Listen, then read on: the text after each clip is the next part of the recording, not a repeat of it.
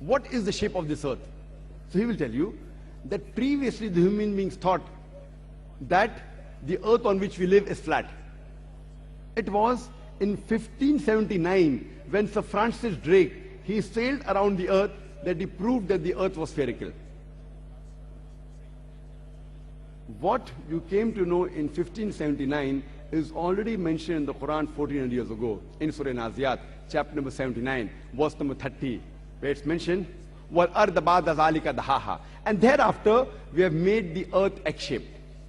The Arabic word dahaha, one of its meaning is an expanse, and the earth is an expanse. The other meaning is derived from the Arabic word duya, which means an egg. And we know that the earth on which we live is not completely round like a ball. It is flattened from the pole and bulging from the center. It is geospherical in shape.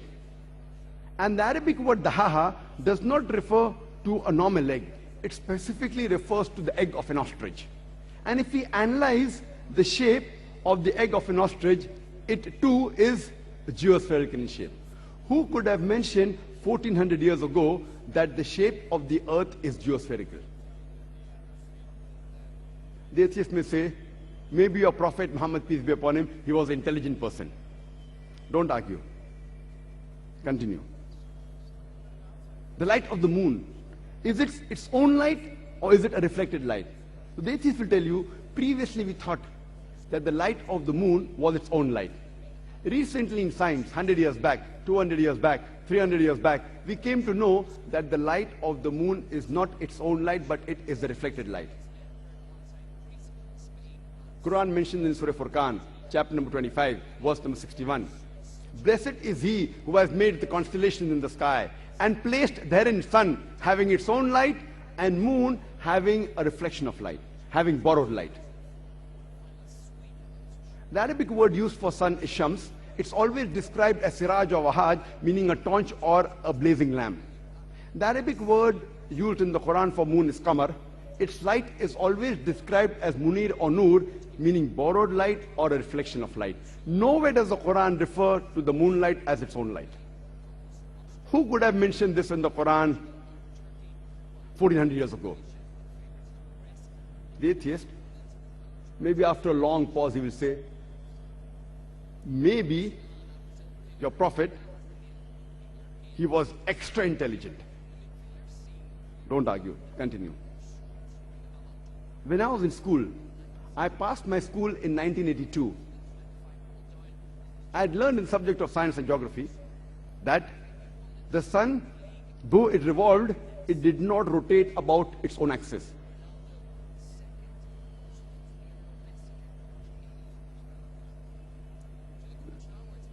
The atheist will ask, is this mentioned in the Quran? I will tell him, no, this is what I learned in school. More than 25 years back, this is what I learned in school. But when I read the verse of the Quran in Surah Anbiya, chapter number 21, verse number 33, it says, Huwa allazi khalaqa al-layla wan-nahara. It's Allah who has created the night and the day. Wash-shamsa wal-qamar, the sun and the moon. Kullun fi falaki yasbahun, each one traveling in orbit with its own motion. The Arabic word yasbahun describes the motion of a moving body, indicating that the sun, besides revolving, it is also rotating about its own axis. And today science tells us that the sun takes approximately 25 days to complete one rotation. Who could have mentioned this in the Quran 1400 years ago, which science has discovered recently, just a couple of decades earlier? When I was in school, I didn't know about this. Now, all the textbooks, they say very clearly that the sun, besides revolving, even rotates about its own axis. Who could have mentioned this in the Quran?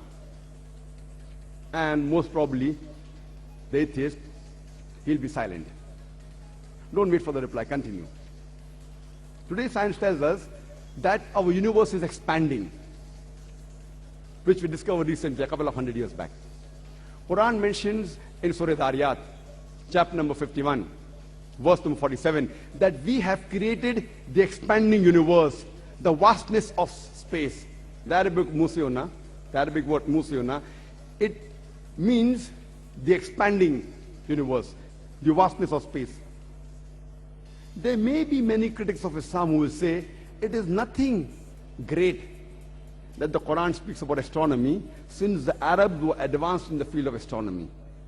And I do agree with them that the Arabs were advanced in the field of astronomy. But I'd like to remind them, it was centuries after the Quran was revealed that the Arabs became advanced in the field of astronomy. So it's from the Quran that the Arabs learned about astronomy and not the vice versa.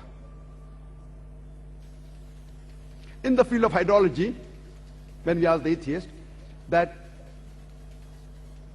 when did we come to know about the water cycle? So he will tell you that Sir Bernard Palissy in 1580 was the first person who described the present water cycle. How does the water evaporate from the ocean? It forms into clouds, moves into the interior, it falls on as rain, and the water cycle is replenished. This water cycle is mentioned in the Quran in great detail 1400 years ago. The Quran mentions too that the water evaporates from the ocean, forms into clouds, the clouds join, then move into the interior, then the water falls down, and the water table is replenished. The Quran speaks about hydrology and the water cycle in great detail in several verses. In Surah Az-Zumar, chapter 39, verse number 21. In Surah Rum, chapter number 30, verse number 24. In Surah Mu'minun, chapter number 23, verse number 18. In Surah Hijr, chapter number 15, verse number 22. In Surah Nur, chapter number 24, verse number 43. In Surah Rum, chapter number 30, verse number 48. In Surah Araf, chapter number 7, verse 57. In Surah Ra'd, chapter number 13, verse number 17. In Surah Furqan, chapter number 25, verse number 40 and 49. In Surah Fatir, chapter number 35, verse number 9. In Surah Yasin, chapter number 36, verse number 34. In Surah Ghafir, chapter number 40. As well as Surah Jashiya, chapter number 45, verse number 5. In Surah Qaf, chapter number 50, verse number 9 and 10. In Surah Waqia, chapter 56, verse number 68 to 70. In Surah Mulk, chapter 67, verse number 30. In Surah Tariq, chapter 86, verse number 11.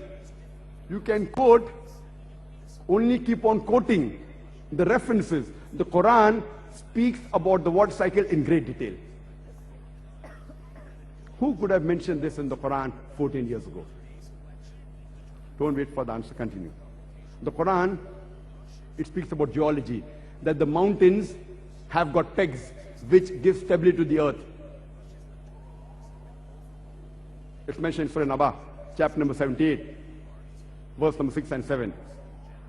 In the field of oceanology, we knew there were two types of water, salt and sweet, but the Quran goes ahead and says in Surah Taha, chapter number 20, verse number 53, it is He who has let free two bodies of flowing water, one sweet and palatable, the other it is salty and bitter.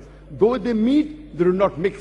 There is a barrier which is forbidden to be trespassed. And today, we know that this barzakh, what the Quran speaks about, today, those people who are expert in the subject of oceanology, they say this is called as an unseen barrier.